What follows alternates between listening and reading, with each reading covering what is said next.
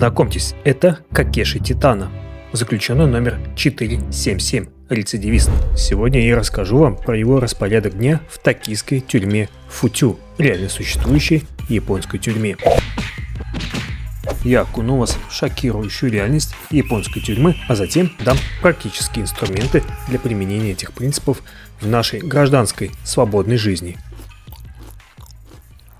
Друзья, что для вас свобода? Возможность делать, что хочешь, когда хочешь. Возможность жить без правил, чьих-то указаний и без расписания. Наверняка это первое, что многим из вас приходит в голову, когда речь заходит о свободе. А что если я скажу вам, что путь к настоящей внутренней свободе лежит через самый жесткий и бесчеловечный, на первый взгляд, график? Сегодня мы отправимся в одно из самых закрытых и дисциплинированных мест на планете, в японскую тюрьму. Мы не будем смаковать криминальные истории. Наша цель немножечко другая. Мы изучим распорядок дня заключенного, расписанный до последней секунды, чтобы понять, какие фундаментальные принципы лежат в его основе и как, позаимствовав эти принципы, мы можем построить несокрушимую крепость из дисциплины и фокуса в своей собственной гражданской жизни. Это может прозвучать парадоксально, но чтобы освободиться от хаоса, наших импульсов и внешних раздражителей, нужно сначала надеть на себя кандалы осознанных правил. Я решил провести над собой эксперимент и начал жить,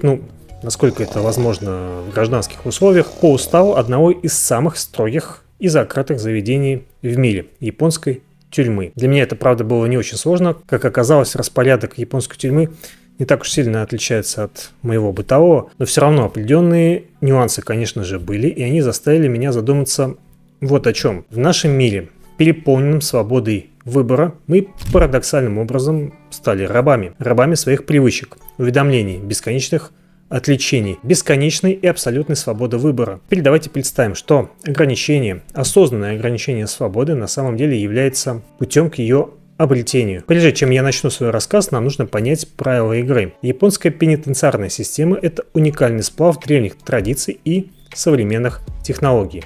Ее цель не просто изолировать, а переформатировать человека через тотальную дисциплину. Распорядок – это бог. Основа всего – поминутный график. Пойдем в 6:45, отбой ровно в 9. Еда, работа, зарядка, помывка – все четко по сигналу и никакой самодеятельности. Это создает мир, в котором нет места прокрастинации, потому что просто нету выбора. Молчание – золото. Ключевое правило во время работы, передвижение по коридорам, в бане, вообще практически везде – абсолютное молчание. Разговоры разрешены только во время еды, как ни странно, и в короткие перерывы.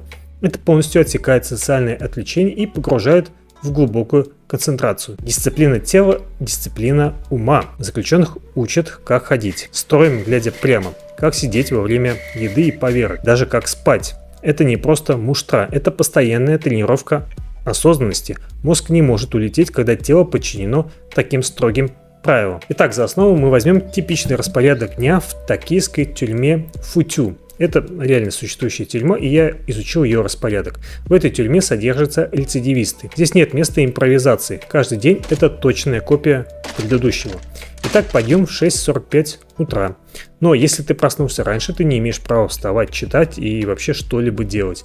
Ты должен лежать в своей постели и ждать определенного сигнала. Первый урок. Твое время тебе не принадлежит. Что нужно сделать, будучи в гражданских условиях? Во-первых, ваш телефон должен быть выключен. В идеале вообще находиться в другой комнате. У большинства людей мозг прямо с самого утра начинает требовать дозу информации, но в ответ он должен получать тишину. Вообще запомните, спальня – это зона, свободная от гаджетов. Заходите в спальню, телефон оставляйте в другой комнате. Только так. Ой, а как мне просыпаться? Мне же надо установить на телефон будильник. Слушайте, Авито, 100 рублей. Вот, пожалуйста, любой будильник, он будет гораздо лучше. И ваш дурацкий вопрос решен. Утренняя поверка. Заключенные садятся в 2 ряда лицом ко входу. В тюрьмах строгого режима в определенной позе. Сейдза. Пятки под собой, спина прямая. Кстати, попробуйте. Довольно-таки сложная поза. Далее происходит перекличка. Это такой ежедневный ритуал подчинения. 7:05. Завтрак. Никаких общих столовых. Едят в камерах, сидя в той же позе, что и на поверке. 8:00 начинается работа. Заключенные выстраиваются в колонны, идут в производственный цех. Не разговаривать, не смотреть по сторонам, руки держать в карманах или на груди. Новичков специально учат, как правильно даже ходить. Весь рабочий день, за исключением коротких перерывов, проходит в абсолютном молчании. Даже чтобы отпроситься в туалет, нужно поднять руку и ждать разрешения надзирателя.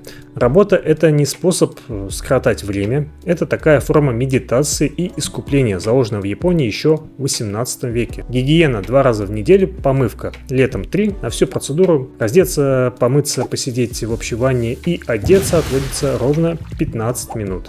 Разговоры в бане также запрещены. 17:00 ужин, после этого вечерняя поверка и подготовка ко сну. 21:00 отбой, свет выключает, но остается ночное освещение, чтобы надзиратель мог видеть все, что происходит в камере. Спать, укрывшись головой, запрещено. Каждые 30 минут обход. Жестоко, бесчеловечно, возможно, но давайте отбросим эмоции и посмотрим на этот распорядок дня как на систему. Система, которая разработана для полного подавления хаоса и подчинения человека единой цели. И в ней скрыты мощнейшие инструменты, которые мы можем адаптировать для себя, для нашей свободной гражданской жизни. Жизнь заключенного – это не просто набор действий, это череда строгих ритуалов. Поверка, прием пищи, марш на работу. Ритуал отличается от привычки тем, что он несет в себе смысл и выполняется с полной осознанностью. Он убирает необходимость принимать решения и экономит тем самым ментальную энергию. Как можно применять в гражданской жизни? Не просто просыпайтесь, а создавайте утренний ритуал. Например, подъем, стакан воды, 10 минут растяжки, 15 минут чтения книги. Это просто для примера. Вот вам, например, мой утренний ритуал. Подъем, выпить стакан теплой воды с лимоном, чашка крепчайшего тройного эспрессо. Никаких телефонов, никаких решений. Этот ритуал задает тон всему дню и выводит вас из состояния утренней инерции. Вы не впускаете в свой мозг внешний мир, пока не настроили внутренний. Сделайте первый час вашего дня зоной, свободной от цифровых устройств. Не проверяйте почту, не читайте новости, не смотрите соцсети, тем более. Посвятите это время себе. Я уверяю вас, возможно, не сразу, но на дистанции в неделю или 2 вы сами поймете, что это не потерянный час с самого утра, а наоборот, самый важный час инвестиций в ваш день. Внедрите в свой рабочий день тюремные часы. Тюремные в кавычках. Например, с 10 до 12 выключайте все уведомления на телефоне и компьютере. Закрывайте все ненужные вкладки. Предупреждайте коллег, близких или кто рядом с вами, что вас нельзя беспокоить. Несколько часов работы над одной или 2 самыми важными задачами. Ваша продуктивность вырастет в разы. Правила предписывают заключенным, как сидеть, как ходить и даже как лежать. Древняя мудрость гласит: тело и разум неразрывно связаны. Контролируя тело, вы контролируете и ваш разум. Начните с малого. Например, заправляйте постель каждое утро. Да, я знаю, звучит чертовски банально, но многие и этого не делают, либо делают это в спешке перед самым выходом. Делайте это сразу, сделайте из этого привычку. Пусть это будет ваш первый, хоть и незначительный, но все же акт дисциплины за день. Когда работаете, сидите прямо, не ешьте за рабочим столом. Никогда. Выделите для этого отдельное место. Вот эти небольшие физические акты порядка создадут порядок ментальный. А еще внедрите в свою жизнь хотя бы один маленький намеренный акт дискомфорта. Для примера, принимайте контрастный душ, даже если он вам не нравится. Так вы будете тренировать вашу мышцу воли. Смотрите, у заключенного нет выбора, что есть, что надевать, чем заниматься. Да, это крайность, которая в обычной свободной жизни нам не нужна, но она обнажает важный принцип.